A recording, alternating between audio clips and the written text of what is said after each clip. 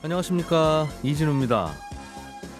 카카오의 신임 대표로 내정됐던 류영준 카카오페이 대표가 자진 사퇴했습니다. 스톡옵션으로 받은 주식을 대량 매도해서 차익을 거둔 게 논란이 되자 결국 사퇴하게 된 건데, 이 논란은 어떻게 봐야 될지 오늘은 이 얘기 좀 먼저 해보겠고요. 에디슨 모터스가 쌍용차를 사실상 최종 인수하기로 확정됐습니다. 작년 10월에 인수 우선 협상 대상자로 선정된 뒤에 80여일 만의 일입니다.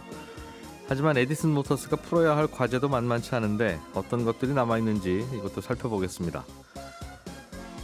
우리가 은행에 가서 정기예금에 가입하면 가입할 때 정해진 이자가 만기까지 고정돼 있는 게 보통인데, 그게 아니라 중간에 금리가 바뀌는 예금 상품도 요즘 있다는군요. 이 상품의 정체는 뭐고 실제로 가입을 하는 게 좋은 건지 안 하는 게 좋은 건지까지 좀 들여다보겠습니다. 1월 11일 화요일 손에 잡히는 경제, 광고 잠깐 듣고 시작하겠습니다.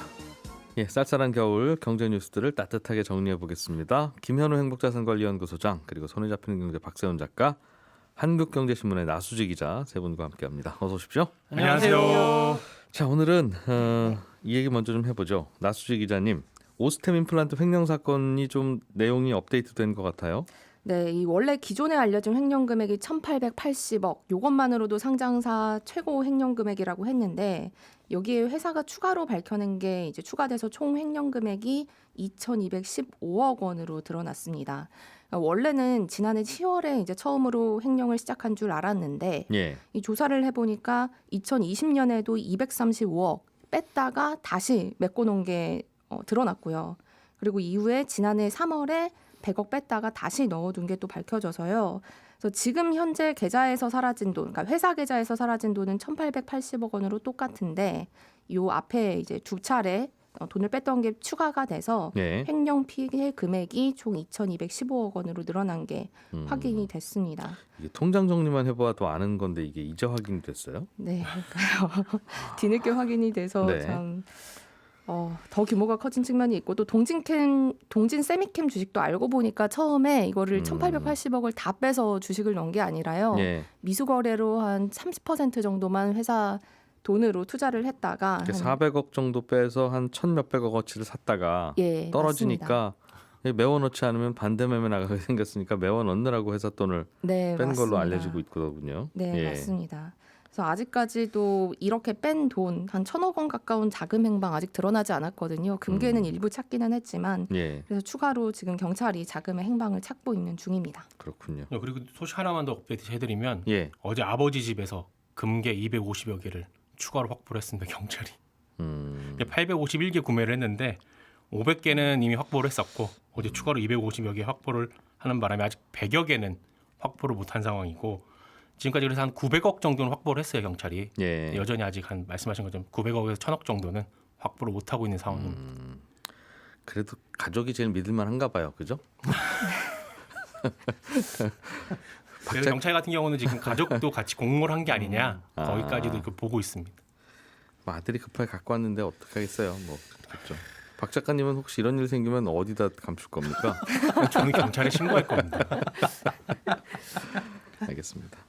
아유. 자, 류영준 카카오 공동대표 내정자가 원래는 카카오페이 대표였는데, 계열사. 맞습니다. 자진 사퇴를 했는데 꽤 논란이 있었습니다.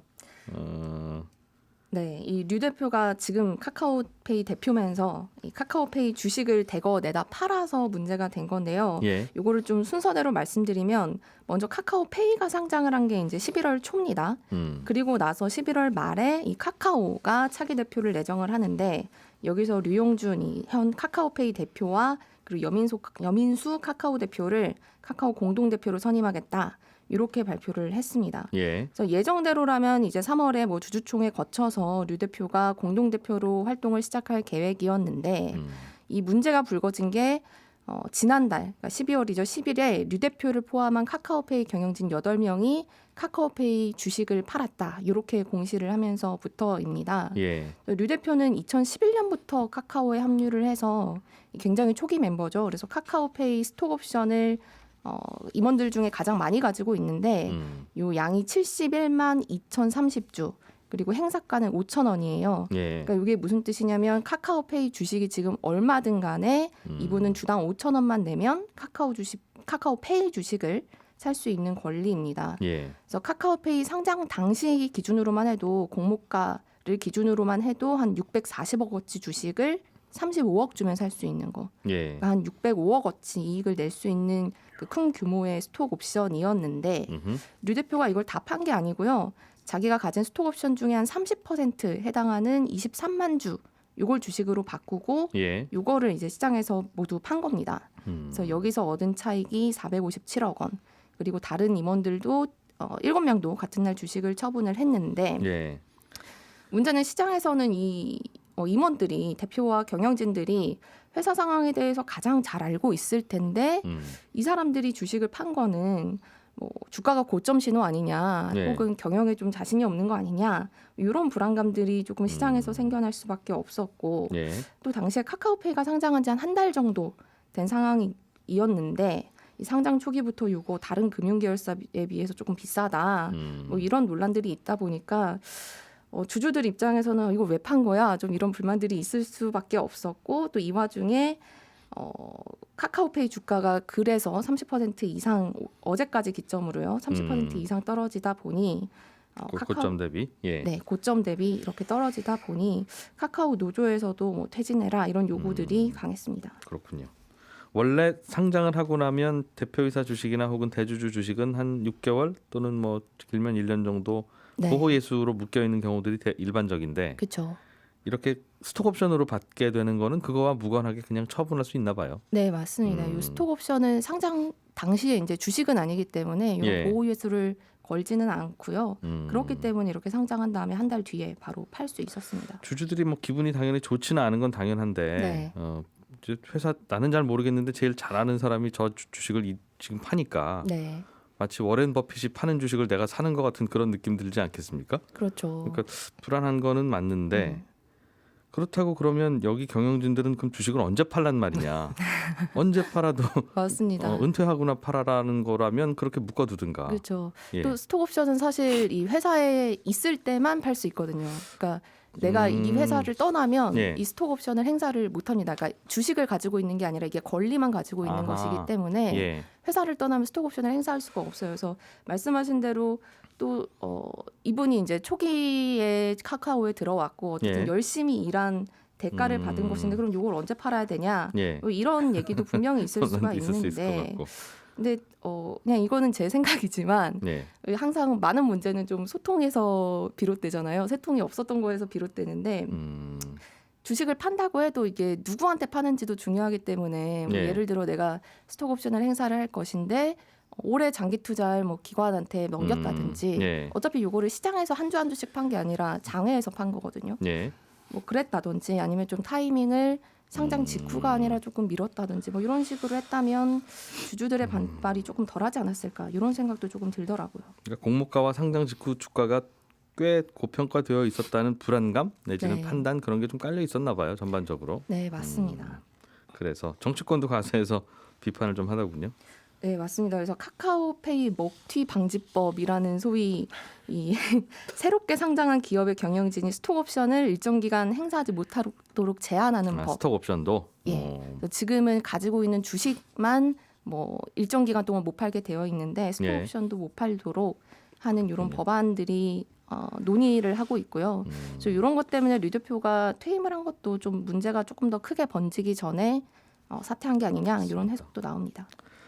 이게 상장회사의 대주주가 주식을 언제 팔아야 되고 팔아도 되느냐 하는 문제가 계속 사실 논란이긴 해요.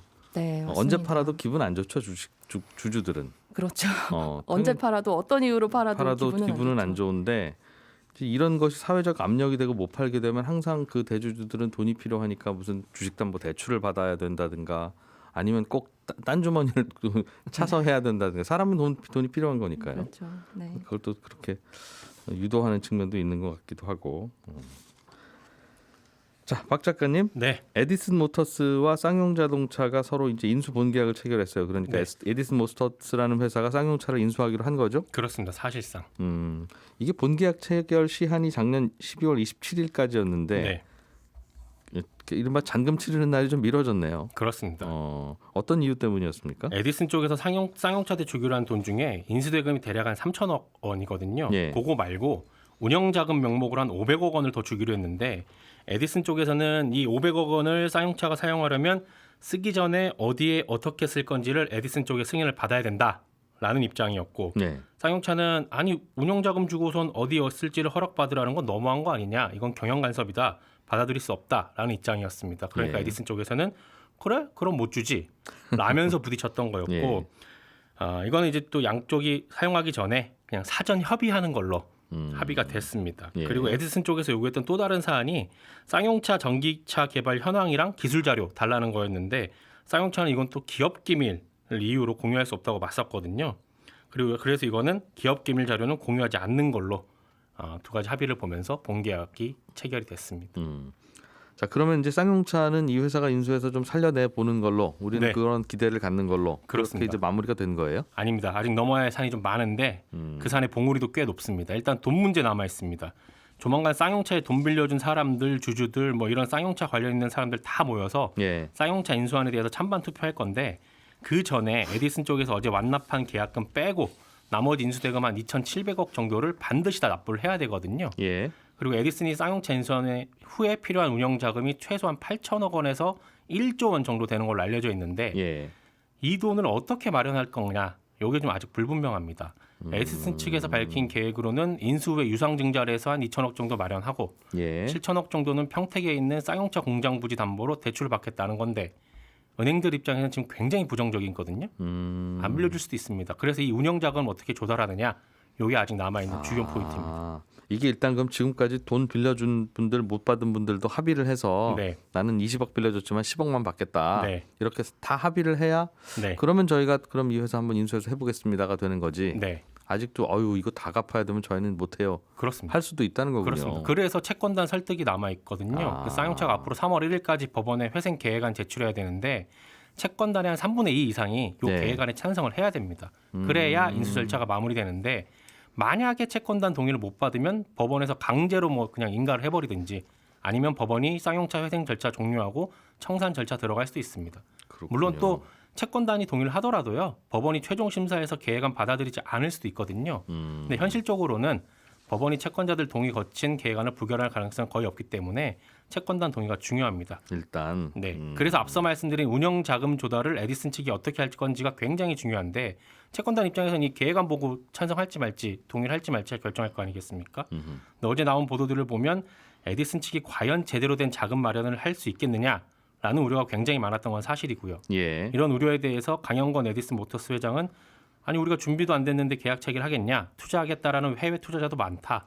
비밀 유지 때문에 아직 밝히지 못한 것뿐이다. 이렇게 얘기를 했는데 앞으로 자금 조달 어떻게 해나갈지가 굉장히 중요한 포인트입니다. 일단 하겠다는 거고 밖에서는 불안불안하다는 거고 그렇습니다. 돈이 좀 없는 것 같은데 하는 네. 생각하는 거고. 2009년에도 해외 채권단이 반대하는 바람에 그때 좀 아슬아슬했었거든요. 이게 살아날 가능성이 좀 있으면 좋은데 네, 딱히 돈 많은 분들은 난 잘 모르겠다 하고 뒷짐지고 있으니까 이제 그렇죠. 돈이 좀 없어 보이는 분들이 와서 하겠다는 상황이잖아요. 네, 잘 되면 좀 좋은데 그런 불안감이 좀 남아 있군요. 그렇습니다. 자, 김현우 소장님, 네. 예금 중에서 예. 정기예금 중에서도 중간에 금리가 변하는 변동금리식 예금이 생겼어요. 회전식 예금이라고 하는데요. 네. 일단 정기예금이라고 한다면 보통 우리가 뭐 6개월 아니면 1년, 2년, 3년 이렇게 기간 정해놓고 네. 돈 넣어두면 시중금리가 뭐 오르든 내리든 난 요거 기간만 딱 지키면 약속된 금리 이걸 받을 수가 있는 거잖아요. 네.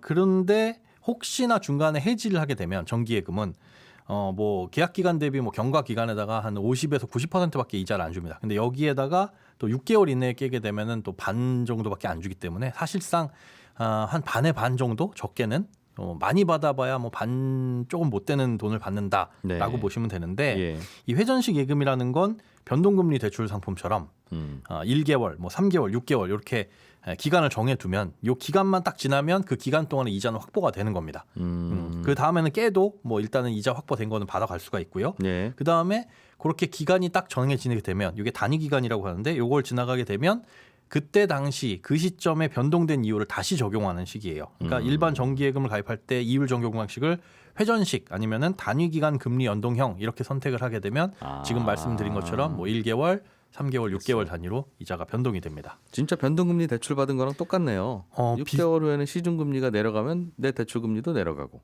그렇죠. 또 올라가면 올라가고. 예, 예금금리도 올라가고. 그래서 좋아 보이지 않나 생각이 들 수도 있는데 사실은 특히 금리가 오르는 시점에서는 네. 분위기일 때는 그렇죠. 야, 지금은 한 2% 정도밖에 안 주는데 네. 한 6개월 정도 후에는 시중금리가 한 2.5 될 것 같으면 네. 나는 그냥 예금 안 하고 기다렸다가 6개월 후에 예금해야 되겠다. 지금 확정해버리면 2년 내내 2%니까. 그렇죠. 중간에 깨면 또 그 이자도 못 받고. 그게 싫을 텐데 네. 중간중간 점핑을 해준다면 네. 계단식으로. 그렇죠. 그러면 좋아 보이는데 네. 딱히 이게 그렇지도 않은 좀 교묘한 상품입니다.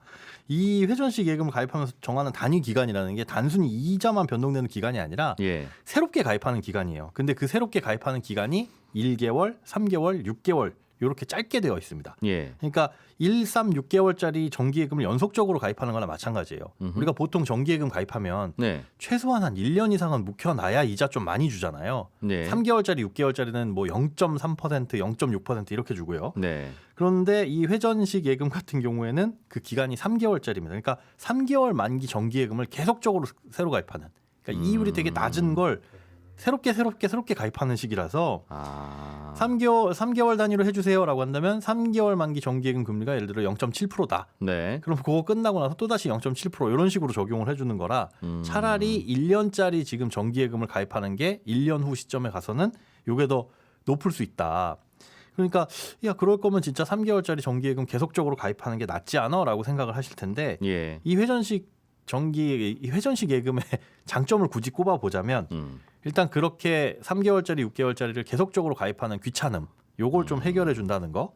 그다음에 요렇게 회전식 예금으로 가입해서 한 두세 사이클 정도를 돌리면 예. 약간 추가 금리를 적용해 줍니다. 그러니까 예를 들어 3개월짜리가 0.3%다. 그래서 두 번, 세 번 이렇게 연장하면 0.3, 0.3, 0.3에 여기 플러스 0.1%포인트 더 드릴게요. 이런 식이에요. 지금 2년짜리 정기예금 가입하면 대충 이자가 얼마나 됩니까? 요즘. 2년짜리 같은 경우에는 한 1%대 후반에서 2%대 초반 정도 나옵니다. 그럼 2라고 가정하죠. 네네. 그럼 지금 이거를 가입하면 네. 얼마쯤 주는 거예요? 한 6개월 정도 되게 되면 예. 0.6 요 정도입니다. 연. 그럼 많이 손해네요. 네. 그렇죠. 이걸 2년 동안 계속 연장을 하면 네. 굉장히 큰 손해가 되는 겁니다. 이걸 2년 길게 동안, 가면 길게 갈수록. 그러니까 0.6, 0.6, 0.6, 0.6 이렇게 받으라는 거네요. 그렇죠. 2년을 2년 동안 봤을 때 연 0.6. 하지만 되는 건데. 네. 두 사이클 돌렸으니까 한 0.2% 포인트 더 드릴게요. 이런 식으로 되기 때문에 네. 이걸 그럼 누가 가입해야 되냐? 난 진짜 정기예금 짧게 가입할 건데 한 3개월만. 근데 3개월 후 시점에 갔을 때 3개월 더 할 수도 있어. 이런 분들. 그럼 그때 가서 새로 가입하지 하는 것보다 이거는 연장하면 돈 더 드릴게요 하는 거라서 그런 분들이 좋을 수도 있으나 지금 CMA 금리도 시중금리 올라가면서 꽤 많이 올라갔거든요. CMA 금리가 한 0.7에서 0.9% 정도 되고요. 요즘에 또 저축은행이나 인터넷은행에서 나오는 파킹 통장이 1% 후반에서 2%까지 주는 게 있어가지고 이런 회전식 정기예금보다는 차라리 이런 곳에 돈 넣어두고 필요할 때 수시로 꺼내 쓰시는 게 차라리 낫다. 지금은 더 유리한 상황입니다. 그럴듯해 보이는 그냥 상품입니다. 회전식 정기예금은. 편하긴 편한데 네. 굳이 은행 가서 넣었다 뺐다 안 해도 되니까. 그렇죠. 편한 만큼 비싸다. 이자 얼마 안 주니. 예, 그렇습니다. 알겠습니다. 짧게 소식 하나만 더 볼까요? 예. 연금저축보험 네. 이거를 납입 중지해 놓더라도 수수료는 계속 빠져나간다는 건데. 네, 그렇습니다. 연금저축보험은 샐러리맨들이 연말정산에 활용하려고 가입하는 그 상품이죠. 맞습니다. 연금저축 상품 중에 보험사에서 하는 연금저축보험, 뭐 증권사에서 하는 연금저축펀드 이렇게 이런 여러 가지가 있는데 일반적인 보험은 우리가 2달 동안 안 내면 보험 계약이 해지되잖아요. 그러면은 거기서 뭐 수수료 이것저것 떼고 그렇기 때문에 원금 손해 보기도 하는데 연금저축 상품은 이렇게 수수료 외에도 연말정산 혜택 받았던 걸 다 토해내야 됩니다. 깨지면. 그래서 이걸 방지하기 위해서 보험사별로 일정 기간만 유지하면 납입을 안 해도 깨지지 않습니다. 라고 하는 납입 중지 제도를 좀 두고 있어요. 그런데 그렇게 납입 중지를 하더라도 수수료는 계속 나간다. 즉 우리가 매달 보험료를 내면 그 안에서 수수료가 발생을 하는데 보험료를 내지 않더라도 그 매달 냈었을 보험료에 해당하는 수수료를 여지껏 쌓인 돈에서 떼가기 때문에 예. 이런 납입 중지 기간이 길어지면 길어질수록 내가 쌓아놨던 적립금이 점점점 차감되면서 손해를 볼 수 있다. 그런데 문제는 이걸 고지를 안 해줍니다. 안내를 해줄 의무가 없기 때문에 빠져나가는 건 이해는 돼요. 예. 여러분 설득하게 해서 보험 가입하게 하느라고 수고했으니 그분 수수료는 계속 드려야 되지 않습니까? 여러분이 보험료를 내든 안 내든. 맞습니다. 그 개념 같기는 한데. 네. 안내가 안 되기 때문에 이 부분 주의하셔야 된다는 알고 계시죠? 예. 알겠습니다. 예, 저는 잠시 후 11시 5분에 다시 오겠습니다. 이진우였습니다. 고맙습니다.